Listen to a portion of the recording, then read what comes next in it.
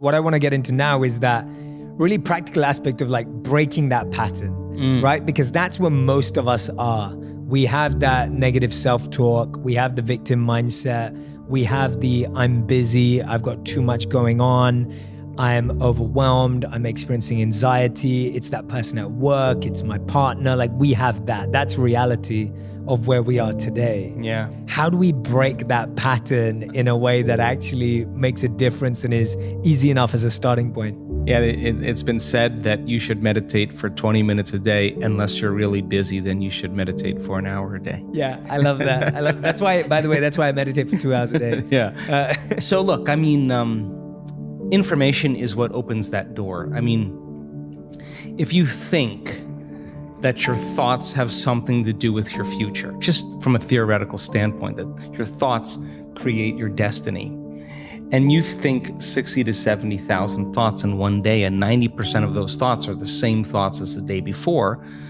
well, then your life isn't going to change very much as long as you're thinking the same way. And those same thoughts lead to the same choices. The same choices lead to the same behaviors. The same behaviors create the exact same experiences, and we anticipate the same feelings or emotions from those experiences, and those emotions are the payoff that drive our very same thoughts. Well, our biology, our neurocircuitry, our neurochemistry, our hormones, and even our gene expression will be equal to how we think, how we act, and how we feel. And how we think, how we act, and how we feel is called our personality. And our personality creates our personal reality. That's it. So the present personality who's listening to this show has created the present personal reality called their life. So if you can latch on to this idea, if you want to create a new life, a new personal reality, you got to change your personality, which means you better start thinking about what you've been thinking about and changing it. You begin to become conscious of your unconscious actions or habits or behaviors and modify them. And then we have to begin to look at the emotions that we live by every single day that keep us connected to the past and decide, do these emotions belong in our future? So most people are trying to create a new personal reality as the same personality, and it doesn't work. You literally have to become someone else. So the principle in neuroscience says that nerve cells that fire together wire together. You keep thinking the same way, making the same choices, demonstrating the same habits, creating the same experiences that stamp the same networks of neurons into the same patterns, all for the familiar feeling called you. And you do that for 10 years on end, you're going to begin to hardwire certain patterns in your brain that becomes your identity. And by the time we're 35 years old, it kind of becomes fixed, right? And psychology used to say that you can't change that, but we now know that you can. So then that kind of box in the brain, that is the habit of ourselves. It's we're 95% of the time running a series of programs. So then sitting and doing the work, we have to become disentangled from those programs. And so the moment you decide to do something differently or make a new choice, what most people don't want to face is that discomfort. And that discomfort, that uncertainty, that lack of predictability, that unknown is what people are afraid of, because they'd rather live in guilt. At least they can predict who they're going to be than take a chance in possibility. So when a person begins to understand this and you say, well, how long have you been this way? And they say, I've been like this for 35 years. And you say, why 35 years? Because 35 years ago, I had this one event. Well, the stronger the emotion you feel from the reaction from that event, the more altered you feel inside of you, the more the brain narrows its focus and freezes the image and takes a snapshot. And that's called a memory, right? So then forget the memory.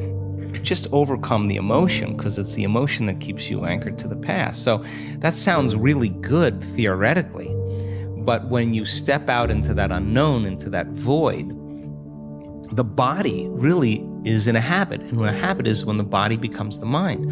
Or if you're thinking about that past event and it's producing an emotion, well, you need an image and a feeling to start the conditioning process. So the body's either conditioned into the familiar past, or it's hardwired in the predictable future because it wakes up every single day and runs through the same series of routine actions. So the present moment then becomes the unknown. When people start feeling that discomfort, Jay, they'd rather get on their cell phone and call someone, or get up and say, I can't meditate, or, I have too much to do. They excuse themselves. They return back into that familiar feeling because the body's actually telling the brain. A habit is when the body becomes the mind. So the body's stepping out into the unknown and says, ooh, I'd rather feel guilty. I'd rather feel unhappy than be in this discomfort. So then, at least then when they return back to that familiar feeling, then they feel safe. So they step out in the unknown and the body starts influencing the mind, saying you can start tomorrow. You're too busy. It's your mother's fault. It's your culture's fault. I don't have enough money. This isn't going to work. Those are the programs in there that are standing in the way between you and your future. So then nerve cells that no longer fire together no longer wire together. So the act of observing those states of mind and body means you're no longer the program. You're the consciousness observing that program. So then to meditate, it means to become familiar with. So as you become familiar with those thoughts, you become conscious of how you speak, you become aware of how you act, you notice how you're feeling. The more conscious you become of those unconscious programs, the less unconscious you'll go in your waking day. Why? Because it's not enough to just have a great meditation and get up and get on the freeway and get in traffic and getting stressed. You just return back to the old self again. Our job then is to sustain that modified state of mind and body the entire day. And if you can, get ready because something different or unusual is going to begin to happen in your life. And it will come as a coincidence or a synchronicity. And that's breadcrumbs from the divine saying you're on the path. Just keep doing it. There'll be another one. Just keep staying in that energy. And so teaching people then to understand that there's a formula that we now know, that if you apply that formula, you'll begin to see those changes. And now, as people are doing it more and more effectively, the results are going up as well. We just had Bond University. They just took a whole bunch of my brain scans from 10 years ago. Huge clinical study, a lot of analysis, and they're blown away by the speed in which the community can change brain heart coherence. They know how to do it. It's not something that's separate from them. They've practiced it enough times that they now know how to do it. So what's the significance of that? Well, really simple.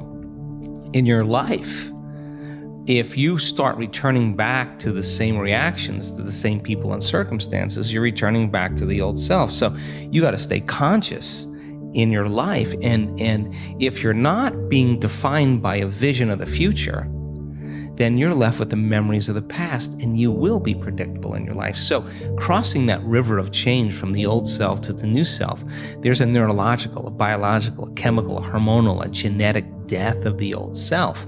But if you teach people there's something on the other side, they won't give up on themselves. They'll keep going. So there's enough evidence to encourage people. And you can't tell me you're too old to do this work. You can't tell me you're too sick to do this work. You can't tell me you had a turbulent past, or that you're too overweight or too underweight or too out of shape, or you can't even tell me that you've never meditated before. In fact, some of our greatest scans are people who just have never meditated before, that are not trying to do anything. They just follow instructions. So our community now is beginning to understand that it is possible, and they go all in, not 50% in, not 60% in. If we do a week-long event, we got 1,000 people or 1,500 people, and they are all in. And that when they start getting beyond themselves, that first day or second day, once they start getting beyond themselves and that magic starts to happen, then I have no idea. I can't predict what's going to happen next. And it's usually pretty exciting. It's been said that when the pain of staying the same outweighs the pain of change, then we will change. Yes, exactly. Right? How bad does it have to get? Yeah, exactly. And it's like, why is it that we get so attached to that old self? Like, what is it about it? Is it security? Is it safety? Is it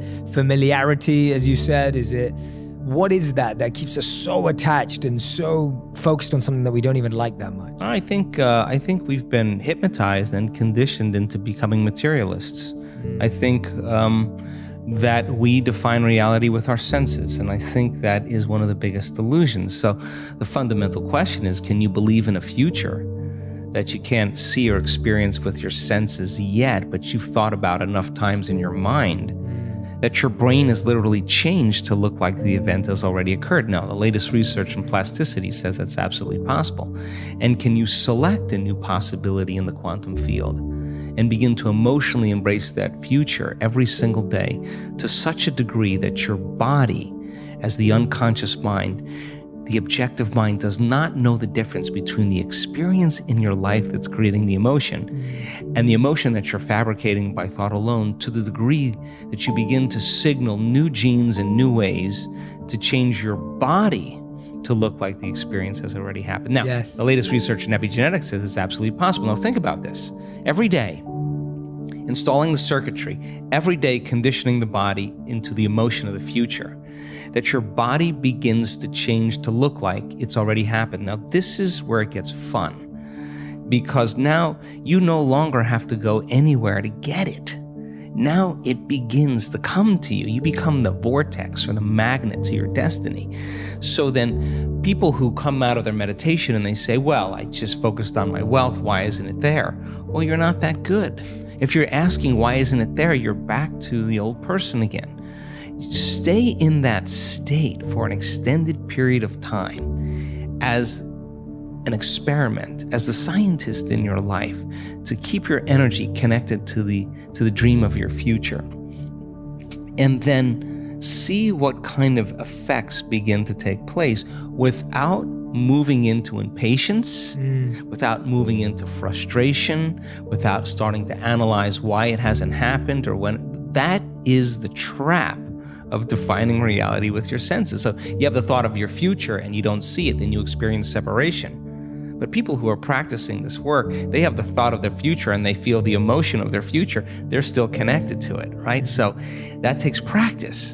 And it's just learning, like hitting a golf ball, hitting a tennis ball, dancing the salsa, crocheting, whatever it is. You gotta start out staying real conscious and learning. Then you get good at it and it gets to be instrumental. It gets to be fun. And that's what I want for everybody, that the act of creation should be a blissful, playful, ecstatic, loose, free process. And so I love the idea of people taking time out of their lives to prove to themselves that if they're defined by the vision of the future, then they're not living by the memories of the past. And that's where the unknown exists. So many people, the unknown is a scary place. So they don't see that future because they're used to seeing that future with evidence, with their senses. And you have to be able to get beyond that and stay in the unknown, stay in that discomfort, and then in that moment to begin to self-regulate. Like, oh, I'm starting to feel a little anxiety. Ooh, I'm starting to feel a little frustration. That's the defining moment where your body's going back to the past, because emotions are a record of the past. Or you go into routine again. So you catch yourself. It's a victory. And if you keep catching yourself, those victories add up. And it's not so much about your wealth or your health or your freedom or your new relationship. It's actually about who you become. And so overcoming the old self allows us to become somebody else. And there is that period of transition. I call it the void, where there's just not a lot happening. And you just got to be able to keep going and continuously get to the end of your belief, where most people stop. I just had a fabulous conversation with someone this weekend. Broke through to the other side, and now there's so much magic happening around this person. But she's worthy now to receive it. And that is the key, because the universe only gives us what we think we're worthy of receiving. So we got to become initiated into this and understand it. Thousands of years of programming that says that we have to change things matter to matter, in three-dimensional reality. And it will take time, but to begin to connect to that resource called the quantum field and create from the field instead of from matter, there's a lot of unlearning that has to go on. Absolutely. And when you're catching yourself, what are you doing? Are you writing that down? Are you noting that down? Are you making a mental note? Like, practically, what is someone having to do to, once they catch it, then how do you deal with that emotion and anxiety in the moment that feels so heavy, that feels so real and trapping? And like you said, I was at the Facebook headquarters in Menlo Park a couple of weeks ago. I was testing out their new Oculus range of virtual reality. And all the studies behind virtual reality show now that you feel the same experience of hanging off the edge of a cliff in virtual reality, and your body displays the same symptoms as they would if you were actually hanging off a cliff. So just showing how imagination does mirror the other way too through virtual reality. But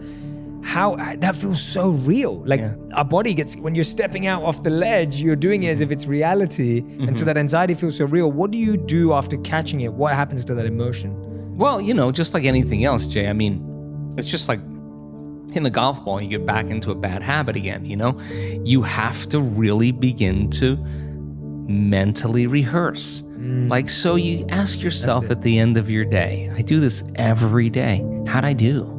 How'd I do today, bro? How'd you do? Did you do good? Where'd you fall from grace? What was it that caused you to go unconscious for the rest of the day? Like, what was that moment? Now, if you're a student of life, you'll begin to contemplate, well, it was that person that said that thing, then I reacted, or I got this email, or things didn't go my way, and I started feeling angry or frustrated or fearful.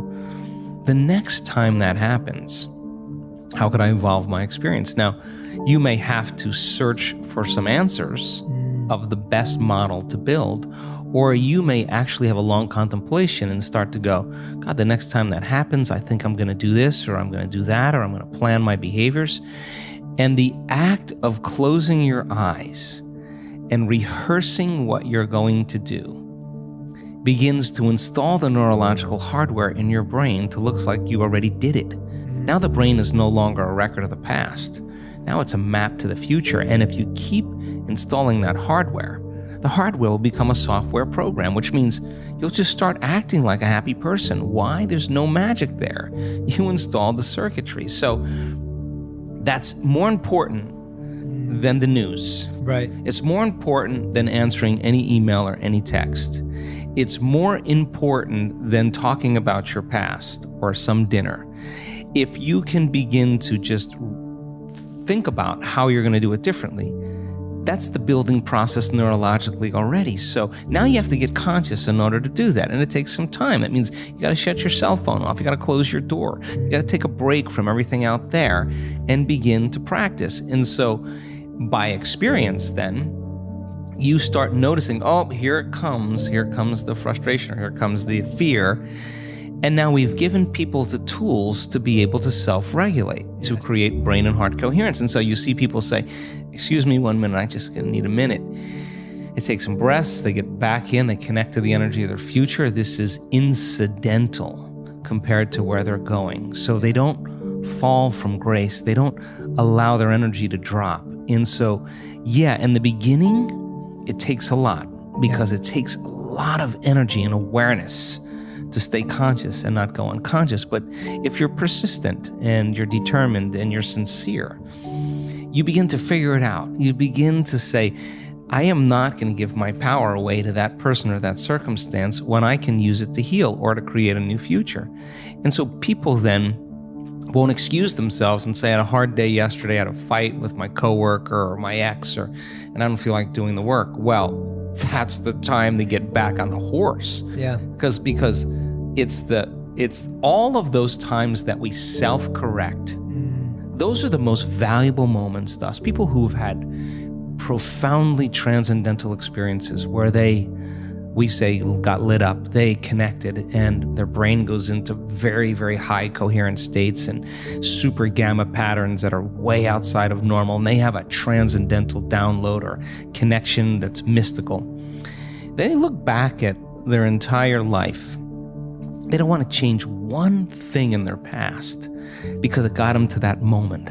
that's the moment the past no longer exists. Now, by the same means, they look back at their past and they see all those tough moments where they overcame themselves and they fall in love with that person. They don't look at the good meditations or the things that went well. They know that it was those moments that got them to this moment.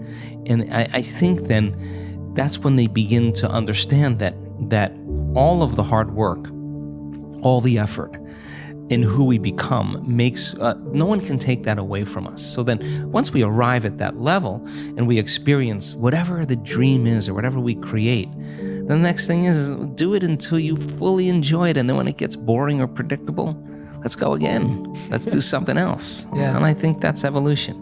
If you want even more videos just like this one, click on the boxes over here. And if you want to continue seeing these kinds of stories, you can subscribe by clicking the link right here.